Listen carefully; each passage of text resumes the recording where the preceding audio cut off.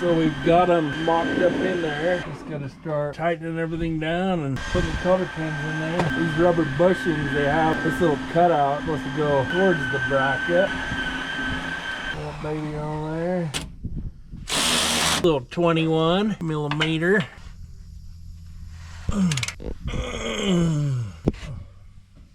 Smash her down. And then cut that piece off. It was tight. Get 2 clamps right there. Go to this next one.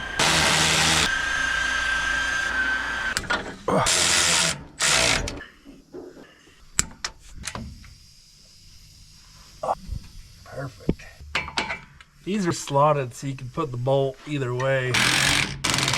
And that concludes doing the tie rods on an old Ford. She's not new. She's brand new.